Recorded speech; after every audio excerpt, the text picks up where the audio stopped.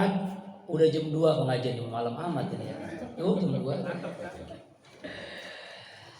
Idul Fitri, Syawal, ya apa sih maknanya? Halal bihalal. Hari ini kan halal bihalal. Id itu artinya kembali. Fitri itu artinya fitrah. Mohon maaf ya. Artinya kembali kepada suci. Seperti bayi orok yang dilahirkan oleh emaknya. Enggak ada dosa tuh kan. Enggak ada dosa. Nah itulah selama Ramadan kita berpuasa, kita taraweh, diakhiri dengan zakat fitrah, maka kita Idul Fitri, kembali kepada fitrah. Ya kan, makanya ucapannya apa? Milal aidin wal faizin. Semoga kita kembali kepada fitrah dan menjadi orang yang menang, faiz. Makanya anak saya itu menang semua. Faza, faziat, fawas, fauza, faiz. Nanti insya Allah anak yang kelima, anak yang enam faus, anak yang ketujuh pengennya 13. Cuma jatuh doang, yang susah juga ya. Sebenarnya nggak berani ya Pak, cuma ada yang nakutin. Iya, jadi nggak berani juga ya. Nah, Idul Fitri, kembali kepada fitrah. Semoga kita termasuk orang yang menang. Menang apa? Melawan hawa nafsu. Tuh. Kemudian halal bihalal. Ini kalimat halal. Halal itu ya, halal bihalal itu nggak ada dalam Al-Quran Pak. Jadi kalau kita baca Al-Quran, kalimat halal bihalal nggak ada. Yang ada halal, ada halal. Ya kan, makan yang halal itu ada. Tapi kalau halal bihalal nggak ada. Ini istihad dari ulama Indonesia ketika Bung Karno mau mengadakan pertemuan silaturahim kepada seluruh bangsa Indonesia setelah Lebaran. Minta fatwa, minta ide dari Kiai Haji Wahab Abdullah kalau nggak salah. Ya, ulama NU waktu itu, apa nama acaranya? Lalu almarhum Pak Kiai ini mengungkapkan kalimat halal bihalal. Apa itu Pak Kiai halal bihalal? Halal itu bihalal itu artinya saling menghalalkan. Itu. Jadi nggak ada orang Arab, Saudi, orang Qatar, orang Kuwait, orang-orang Timur Tengah mengadakan halal, nggak ada. Ini memang ciri khas Indonesia, halal bihalal. Acara silaturahim setelah Lebaran. Lebaran juga nggak ada di sana. Yang ada Idul Fitri. Makanya ada Idul Fitri, ada Lebaran. Semua orang boleh berlebaran, tapi belum tentu Idul Fitri. Ustadz, dia nggak puasa, boleh nggak Lebaran? Boleh. Dia nggak zakat, boleh nggak? Boleh. Dia nggak sholat tarawih, boleh nggak? Boleh. Ya kan? Boleh. Siapapun boleh Lebaran, tapi belum tentu Idul Fitri. Siapa yang Idul Fitri? Orang yang puasa, orang yang tarawih, orang yang zakat fitrah, orang yang melaksanakan ibadah di bulan Ramadan, itulah Idul Fitri. Man shoma Ramadana imanan wa ihtisaban ghufira lahu ma taqaddama min dzambi. Man qama Ramadana imanan wa ihtisaban ghufira lahu ma taqaddama min dzambi. Siapa orang yang puasa Ramadan karena imannya dan karena ingin memperbaiki dirinya, maka Allah hapuskan dosanya. Maka setelah Ramadan Idul Fitri. Dia apa orang yang qiyam Ramadan? Apa qiyam Ramadan itu? Tarawih, tadarus, iktikaf, zakat fitrah, maka dia kembali kepada fitrah. Ya tuh, maka Allah hapuskan dosanya. Jadi ada Idul Fitri, ada Lebaran, beda. Loh kan ya? Boleh nggak Lebaran pakai baju baru? Boleh. Boleh nggak Lebaran baju celana baru? Boleh. Handphone baru, ya kan? TV baru, mobil baru, istri baru, boleh baru boleh. Cuma bukan Idul Fitri namanya, itu mah Lebaran. Siapapun boleh Lebaran, tapi belum tentu Idul Fitri. Semoga kita semua Idul Fitri, amin. Jadi halal bihalal begitu. Halal itu silaturahim, menyambung tali kasih sayang. Jangan ada dusta di antara kita, jangan ada dosa di antara kita. Kenapa? Isnani kata Nabi, la yanjuru ilaihima yaumal qiyamah. Dua manusia, kelompok orang yang Allah tidak akan lihat orang ini di akhirat. Dicuekin sama Allah. Jangankan dapat surga, dapat ridho Allah, enggak bakalan. Dicuekin sama Allah. Kita kalau dicuekin sama mertua enak nggak, Pak? Dicuekin sama bini enak nggak? Padahal lu lagi ngebet banget ini, ya kan? Cuek bini ya. Oh, udah. Bisul maksudnya, ngebet bisul. Ya kan bingung kita kan. Ini kalau ada salah ditanya deh, ini enggak. Mertua nggak nanya. Nah itu kan bingung kita. Nanti di akhirat begitu tuh. Siapa? Dua orang ini. Pertama, qati'ur rahim, orang yang memutuskan tali silaturahim. Gara-gara beda pilihan, sampai sekarang gak nanya-nanya. Ya kan ada gak kira-kira Pak? Beda pilihan pilpres, beda pilihan caleg, beda pilihan partai. Gara-gara beda pilihan gak nanya. Astagfirullahaladzim. Memutuskan tali silaturahim jangan sampai. Tuh. Yang kedua, jarusu, tetangga yang jahat sama tetangga. Ya Allah, apa itu ya istilahnya tuh ya, misalnya gitu ya, kalau dulu tuh ada tuh viral tuh, ada tetangganya buang sampah di depan rumahnya. Ya Allah, sengaja gitu, ya kan ya, ibu-ibu, emak-emak buang sampah, buang kotor, bahkan maaf, kotoran manusia di depan rumah tetangganya. Ya astagfirullah, masuk apa di penjara kan, pengadilan kan. Udah ditangkap keluar penjara gitu lagi. Astagfirullahaladzim. Ada yang tetangga jalan masuk ke rumahnya ditutup sama tembok. Ada tuh kan? Di tembok Pak. Ya Allah. Jadi nggak bisa kalau dia mau keluar rumah keliling dulu, muter dulu, tawaf dulu. Ada yang tetangga sampai ya Allah Rabbana, sampai buahnya ke rumahnya itu nggak boleh diambil. Pak, halal hukumnya. Misalnya nih, kita punya tetangga punya pohon mangga, pohon rambutan, pohon jambu, lalu buahnya ke rumah kita boleh ngambil tuh Pak? Boleh, karena memang ke rumah kita, halal. Ini ada tetangga sampai nggak boleh itu dipotong. Ya Allah, itu ke rumah kita tuh. Ada nggak kira-kira di sini? Ada ya, mudah-mudahan ya. Nauzubillah. Makanya Nabi mengatakan, man kana yu'minu bil yaumil akhir falyukrim jarah. Siapa orang yang beriman kepada Allah pada akhir, muliain tetangga. Bagaimana cara muliain tetangga? Di antaranya kalau bapak, ibu, istri bapak ini masak ikan asin, tercium itu ikan asin, itu tetangga boleh tuh, wajib tuh kasih itu dia ikan asin. Ini makan, ya Allah ikan asinnya tercium banget, boro-boro kita dikasih. Kalau masak sayur banyakin kuahnya kasih. Ya, kira-kira. Iya. Pulang mudik bawa duren, waduh tercium. Ya Allah, tetangga nggak dapet. Waduh, Allah. Berapa ini Pak ya? Ya Allah. Jangan sampai ya. Nah ini dua orang ini tidak akan masuk surga nih. Orang yang memutuskan tali silaturahim dan orang yang jahat kepada tetangganya. Bahkan dalam sebuah hadis panjang Rasulullah SAW itu menceritakan ya, dan dia bertanya kepada sahabat, atadruna anil muflis? Ya, hai sahabat, tahukah kalian orang yang bangkrut? Ya, orang yang failit.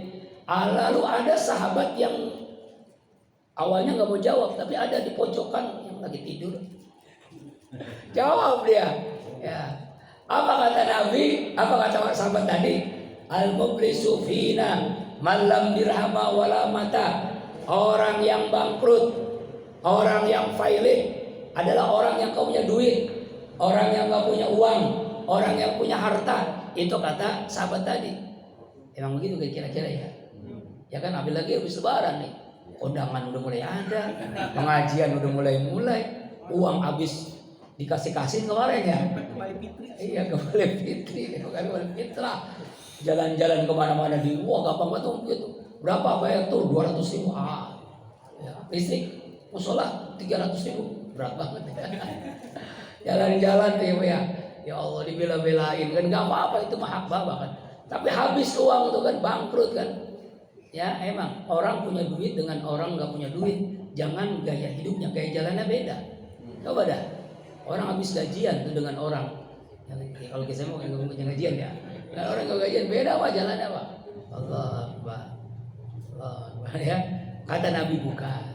Orang yang bangkrut adalah ya'ti yaumal qiyamah, datang pada hari kiamat menyetorkan amalnya masing-masing.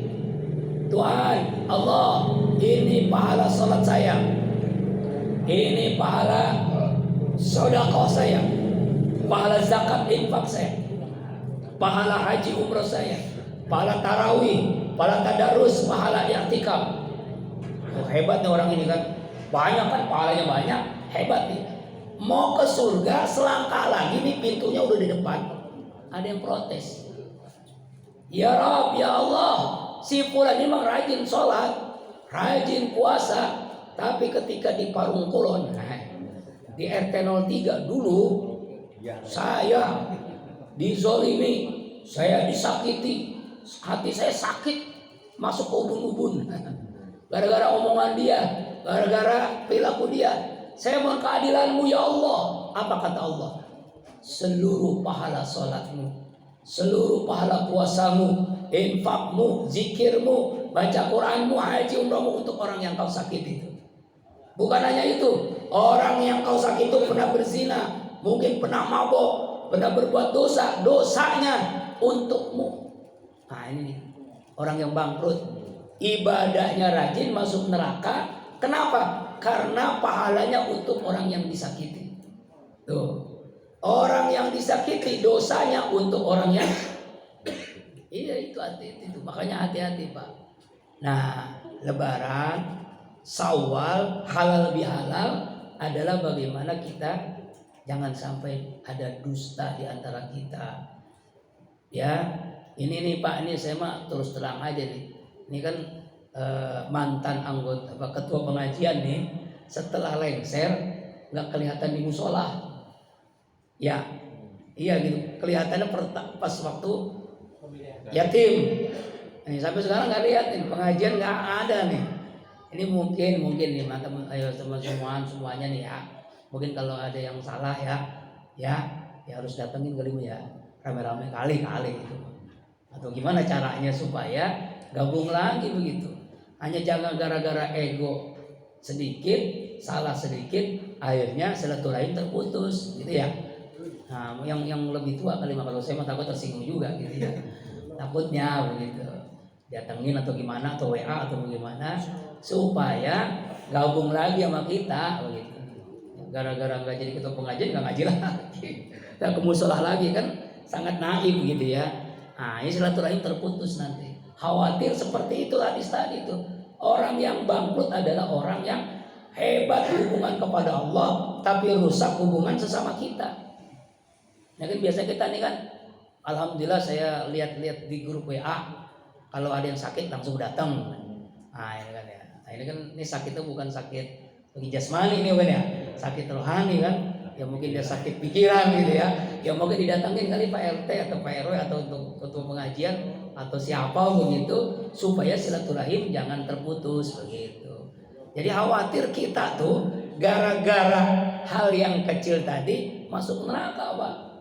Hati-hati nih Pak. Sampai-sampai dulu saya punya mantan kan dulu punya ya namanya dulu zaman dulu kan bujangan tuh punya pacar gitu kan ya. Dulu kan ya, dulu. Ya masih bujangan tuh. Ya kan ya. Itu benar Pak, gara-gara dengar hadis gini Pak. Padahal udah berapa tahun tuh ya. Berapa tahun saya udah punya anak kan ya. Saya datangin ke rumahnya. Saya nekat gitu ya. Dia juga punya anak. Orang mau ketemu juga, ketemu orang tuanya aja minta maaf gitu kan. Artinya supaya kita jangan termasuk orang yang rugi tadi gitu. Ya Allah, itulah capek begitu Pak. Karena mungkin sakit hati gara-gara kita memutuskan. Mungkin dia yang merugi, lu bukan milik gua. Iya. Sekarang suami lu bukan kayak ustadz ya. Maaf bukan begitu ya. Supaya kita silaturahim jangan terputus. Ya kan punya anak saya kasih duit, punya calon WA. Iya kan? Iya, namanya jodoh kan susah ya. Tahu-tahu jodohnya sama orang kampung sawah gitu ya. Ya, seperti itu misalnya. Contoh sederhana. Ya kan ya. Jangan sampai ada dosa di antara kita. Karena inilah halal bihalal ini, silaturahim itu seperti itu. Karena kata apa tadi Rasulullah SAW, kita ini jadi orang bangkrut walaupun rajin sholat, rajin puasa, rajin baca Quran. Kalau kita pernah menyakiti orang lain, orang itu gak ridho, nah itu masalahnya itu. Itu hati-hati itu. Saya juga apalagi yang banyak ngomong, ustadz kan banyak ngomong. Kadang-kadang kan namanya ustadz banyak ngomong kan pasti ada yang sakit hati dengan omongan. Itu ngerinya tuh Pak. Makanya kita minta ridho terus, minta ridho. Khawatir kita itu termasuk orang yang mublis, orang yang bangkrut itu. Nauzubillahimin. Inilah halal bihalal, silaturahim. Ya, makanya kita halal bihalal nih hari ini. Kemudian Syawal sekarang. Halal bihalal udah. Sekarang Syawal. Ramadan selesai, lalu Syawal. Ini saya jelasin kemarin ya, minggu yang lalu waktu subuh-subuh. Syawal itu artinya tarakiyah, peningkatan. Tarakiyah. Nah, setelah di Ramadan kan harusnya ditingkatkan, tapi kebanyakan bukan peningkatan, penurunan. Ya Pak ya, Ramadan rajin ke musola, selesai Ramadan, nah, mulai melempem lagi musola. Ramadan rajin baca Quran, selesai Ramadan, Quran gak dibuka lagi. Ya Allah, makanya ada ungkapan ulama, kun Abdullah, wala takun Abdur Ramadan. Jadilah kalian hamba Allah, jangan jadi hamba Ramadan. Apa makna ungkapan ini? Hamba Ramadan itu maksud rajin ibadahnya di bulan Ramadan doang. Bulan yang setelah Ramadan, nah males lagi. Ya, Ramadan kita rajin, ya kan, baca Quran, rajin sedekah, puasa, zikir, sholawat. Selesai Ramadan nggak rajin lagi, ya kan, melempem lagi. Ya bebas sebebas-bebasnya, kan udah dibersihkan, udah suci. Nah, akhirnya kotori lagi katanya, sucinya dikotori lagi. Nauzubillahimin. Makanya Syawal kita tingkatkan. Apa yang kita tingkatkan ada 3. Pertama Anies, kedua Prabowo, ketiga Ganjar. Bukan. Pertama tarqiyatul akidah. Kita tingkatkan akidah kita, iman kita. Bagaimana caranya? Jadidu imanakum bizikri la ilaha illallah. Perbaulilah iman kalian dengan memperbanyak zikir la ilaha illallah. Tuh, banyakin zikir Pak, supaya meningkat lagi. Kemarin mungkin melempem nih, lemes nih, karena habis uang jalan-jalan, silaturahim, ngasih duit, ya kan ya, ngasih duit kan, ya nukarinnya sama orang yang di depan, ya 1 juta cuma dapetin 800.000 misalnya, mendingan ke bank, bang habis di bank saya sampai ke Margoda nyari Pak, ke Margoda karena saya nasabah BSI habis, Mandiri habis, akhirnya sampai ke sono ke pusat. Itu pun antri panjang. Ya Allah ya Rabbana, ada yang datang jam 3 malam, jam 1 malam untuk dapetin uang recehan 10.000, 20.000, 5.000 gitu. Ya Allah, kita bela-belain. Yang kita habiskan habis itu sudah habis ya. Allah Akbar. Nah, tapi kita tingkatkan akidah kita. Walaupun uang habis, tapi iman kita tingkatin lagi. Mumpung hidup. Ya, mumpung hidup. Ya kan kalau udah mati mah, ya kan nggak bisa zikir lagi, ya kan nggak bisa zikir lagi. Yang kedua, tarqiyatul ibadah, kita tingkatkan ibadah kita. Ya, sholat berjamaah di musolahnya, di masjidnya. Ya, jangan sampai kita lagi hidup yang nggak ke musola, khawatir ke musola tumben-tumbenan, bahkan di depan imam. Iya, ada orang begitu Bang. Ada mana orang yang ada di sini kan? Ada orang ke musola tumben-tumbenan, pas ke musola di depan imam. Ya, jadi apa tuh? Jadi mati mayit. Ya Allah, mumpung masih hidup, yuk musola kita ramaikan, kita makmurkan. Ya kan ya. Ya supaya musola enak banget udah nyaman. Udah ada AC, enak banget sholat. Zuhur asar nyaman. Ya Allah ya Rabbana pulas. Ya, kita tingkatkan lagi. Kemudian apa lagi? Puasa Syawal. Ya kan ya? Ini bagian daripada peningkatan ibadah. Hadisnya sahih, Pak. Memang berat ini, tapi kalau niat kuat insya Allah mudah. Man soma Ramadana summa atbasittan min Syawal qasam yaumud dahr. Siapa orang yang puasa Ramadan, setelah Ramadan puasa 6 hari di bulan Syawal, maka dia mendapatkan pahala setahun penuh berpuasa. Masya Allah. Pernah Bapak puasa 365 hari setiap hari, pernah nggak? Oh jangan, Bapak sih nggak sanggup. Tapi nambah 6 hari, setahun kita penuh berpuasa tuh pahalanya, Masya Allah. Ini Nabi langsung mengatakan, hadis Sahih Muslim. Kalau kemarin mungkin berbeda. Kenapa? Banyak makanan, banyak dodol, banyak opor, banyak daging, ya banyak macam-macam lah ya kan. Kemudian juga jalan-jalan berat lah kan ya. Sekarang masa apa alasannya? Besok Senin apa alasannya? Alasannya Ustadz sepak bola mah kan malam, emang puasa malam. Malah enak sekalian sahur ya. Nonton sepak bola sekalian sahur tuh 11.10. Saya juga awalnya nggak pengen nonton, berisik banget 1:30. Masya Allah, gol berisik banget. Akhirnya nonton juga. Alhamdulillah ya, habis tahajud 11.10. Insya Allah lawan Uzbekistan berapa? 15-10 ya. Lawan berat di Uzbekistan, Pak. Pecahan Soviet, namanya Soviet kan, iya dulu kan terkenal kan mainnya ya, Rusia, Soviet, pecahannya Uzbekistan. Tapi nggak ada yang mustahil ya. Mudah-mudahan menang, masuk final Olimpiade. Alhamdulillah. Iya itu kan, Masya Allah. Itu berkat STY itu. Tahu STY kenal Pak? Ya warahmatullah, ya kita puasa Syawal. Masih ada waktu nih ya kan, masih banyak kan ya. Masih ada waktu, boleh gabung dengan Senin Kemis. Yang penting di bulan Syawal. Nggak harus berurutan, nggak harus. Tapi memang Abdullah berurutan. Apalagi Bapak ini punya bini ya kan, punya istri semua kan ya. Punya anak yang perempuan. Yang kemarin Ramadan ada hutang puasa. Ajak aja bini sekalian. Kan kalau bareng-bareng sahur enak kan ya. Ajak bini, ajak anak kita yang sudah balik, yang haid, yang kemarin puasanya ya batal tuh kan, qodok puasa.